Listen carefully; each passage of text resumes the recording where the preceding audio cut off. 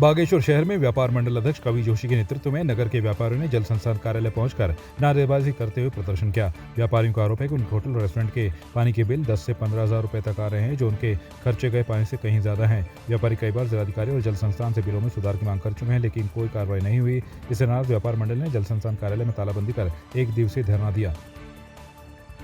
लगभग 75,000 litre per day पानी व्यापारी खर्च कर रहे गए थे, और जबकि इनके पास पानी नहीं है बागेश्वर की जनता के आज भी देने के लिए। आज भी बागेश्वर की जनता पानी के लिए तरस रही है, जबकि सरयू गोमती दोनों नदियां हमारी नगर के अंदर बह रही है और पूरा बागेश्वर आज भी प्यासा है।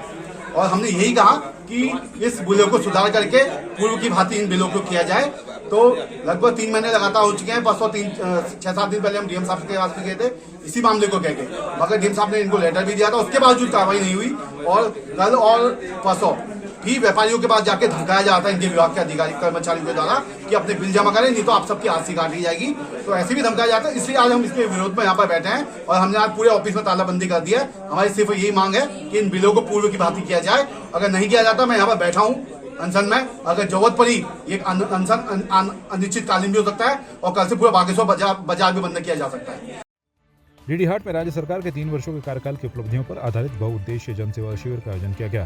ब्लॉक प्रशासक बबीता चुफाल और अपर जिलाधिकारी योगेंद्र सिंह की अध्यक्षता में आयोजित इस शिविर का शुभारंभ दीप प्रज्वलित कर किया गया। शिविर में विभिन्न सरकारी विभागों ने अपनी योजनाओं की जानकारी दी, जिनमें वृद्धावस्था पेंशन, दिव्यांग पेंशन, अटल आवास, कृषि यंत्रों पर अनुदान, प्रधानमंत्री आवास योजना, किसान क्रेडिट कार्ड, उज्ज्वला योजना, महिला सशक्तिकरण, फसल बीमा योजना, प्रधानमंत्री स्वनिधि योजना, मनरेगा और कई अन्य सामाजिक सुरक्षा योजनाएं शामिल हैं। बबीता चुफाल ने विभागीय स्थलों का निरीक्षण किया और अधिकारियों को आवश्यक दिशा निर्देश दिए। इस मौके पर क्षेत्रीय जनता को विभिन्न सरकारी योजनाओं का लाभ उठाने के लिए जागरूक किया गया।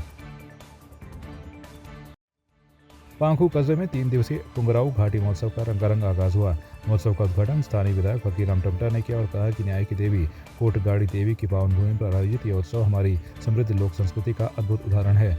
उन्होंने यह भी घोषणा की पुंगराऊ महोत्सव को भविष्य में राज्य स्तरीय महोत्सव घोषित किया जाएगा। महोत्सव के दौरान छोलिया दल ने शानदार प्रस्तुति दी, जिसको देखकर दर्शक मंत्रमुग्ध हो गए। इससे पूर्व भव्य कलश यात्रा और स्कूली बच्चों ने रंगारंग झांकी भी निकाली, जिसने महोत्सव की शोभा बढ़ाई। इस उत्सव को देखने के लिए बड़ी संख्या में लोग उपस्थित हो रहे हैं और इसने क्षेत्र में खासा आकर्षण भी पैदा किया है। लालकुआं में बिंदु खता गांव को लेकर मचे बवाल के बीच पूर्व विधायक नवीन चंद्र दुमका ने कहा कि प्रदेश की धामी सरकार बिंदु खता गांव को राजस्व गांव का दर्जा दिलाने के लिए प्रतिबद्ध है। उन्होंने बताया कि इस दिशा में ठोस कार्रवाई हो रही है और जल्द ही इसके सकारात्मक परिणाम सामने आएंगे। पूर्व विधायक ने सूबे की सरकार की 3 साल की उपलब्धियां बताते हुए कहा कि मुख्यमंत्री पुष्कर सिंह धामी के नेतृत्व में प्रदेश में विकास के नए आयाम साबित हो रहे हैं। बिंदु खता को राजस्व गांव का दर्जा मिलने से क्षेत्र के अन्य गांवों को भी लाभ मिलेगा। साथ ही उन्होंने लालकुआं के वासियों को मालिकाना हक दिलाने के लिए किए गए प्रयासों की भी सराहना की। नवीन चंद्र दुमका ने कहा कि जल्द ही वे मुख्यमंत्री से इस मुद्दे पर मुलाकात करेंगे। बिंदु खत्ता सबसे बड़ा क्षेत्र है। जवाहर ज्योति है, बागजाला है, सुल्तान नगरी है, गोला पार्क है और भी बड़ी लूट के खड़गपुर, हिम्मतपुर जैसे गांव हैं। बिंदु खत्ता को इसका लाभ मिलेगा तो सभी को उसके बदले में लाभ मिलेगा। और यद्यपि ये विषय भारत सरकार के स्तर पर निर्णय का भी है और कई राज्यों से इसमें उच्चतम न्यायालय की समय समय पर स्टे इत्यादि भी होती हैं, लेकिन स्टे होना, स्टे खारिज होना सरकार का निरंतर प्रयास करके उसको जनता को लाभ पहुंचाना है सरकार का काम है। मैं समझता हूं कि जो प्रयास हो रहे हैं वो सफल होंगे और बिंदु खत्ते को उनकी मनोइच्छा के अनुसार निर्णय सरकार दे पाएगी। लालकुआं भी 1975 में संभवतः राजस्व गाँव बन गया था, नगर पंचायत बनी, लेकिन मालिकाना हक नहीं थे। मेरे विधायक के कार्यकाल में एक जीओ पास हुआ और मालिकाना हक की शुरुआत हुई। अभी भी वो काम चल रहा है।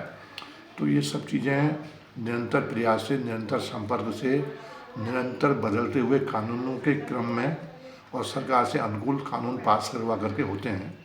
मैं समझता हूँ कि भविष्य में हम इस काम को पूरा कर पाएंगे और लोगों की जनभावनाओं का सम्मान करेंगे।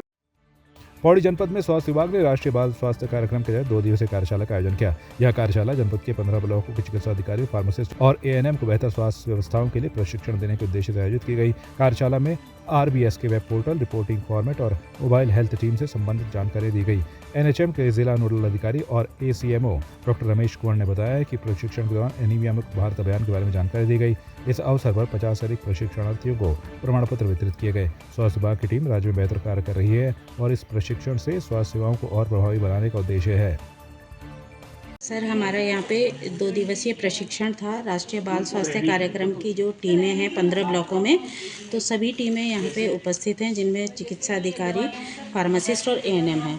तो यहाँ पे जो कार्यक्रम के तहत जो वेब पोर्टल है उसमें जानकारी कैसे फीड करनी है, कैसे जो विज़िट कर रहे हैं, कैसे स्क्रीनिंग कर रहे हैं, वो सारी चीज़ें उसमें फीड होती हैं। जिस डेटा का उपयोग कोई भी कर सकता है, शीट को डाउनलोड करके और उसको उपयोग में ला सकता है। तो बेहतर तरीके से रिपोर्टिंग कैसे करें उसके लिए हमने ये ट्रेनिंग रखी हुई थी और काफ़ी सक्सेस ये रही है। सभी पार्टिसिपेंट्स सारे ब्लॉकों से उपस्थित रहे हैं।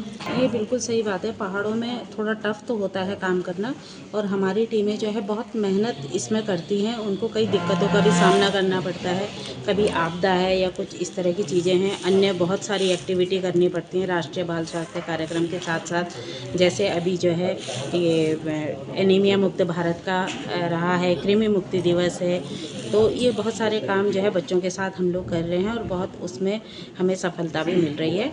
उसके लिए हमारी टीमें ही धन्यवाद की पात्र हैं। हमारे जो राष्ट्रीय बाल स्वास्थ्य कार्यक्रम है जिसमें 4 Ds में ये लोग काम करते हैं, स्कूलों में जाते हैं और कंजेनाइटल डिफेक्ट्स हो गया, ये बच्चों में किसी भी तरीके की कोई जन्मजात बीमारियां होती हैं उसको स्कूल में, आंगनवाड़ी में जाके डिटेक्ट करते हैं और उसके बाद इनको रेफ़र किया जाता है सेकेंडरी और टर्शरी सेंटर्स में जहाँ पे इनका इलाज होता है बच्चों का।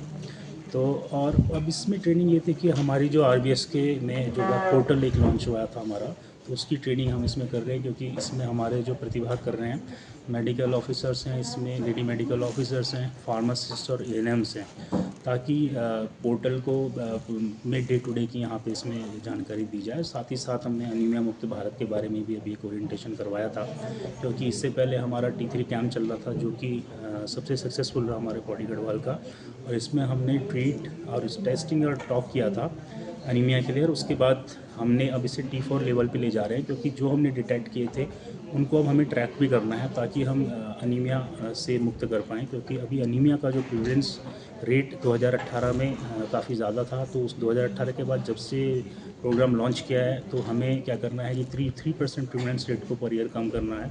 आपकी इस पर क्या राय है, हमें कमेंट कर जरूर बताएं। इसके साथ ही आप हमारे YouTube चैनल को सब्सक्राइब कीजिए। आप हमें Facebook, Instagram, Twitter पर फॉलो भी कर सकते हैं और संवाद 365 के साथ एक क्लिक में जुड़ने के लिए डाउनलोड कीजिए संवाद 365 ऐप।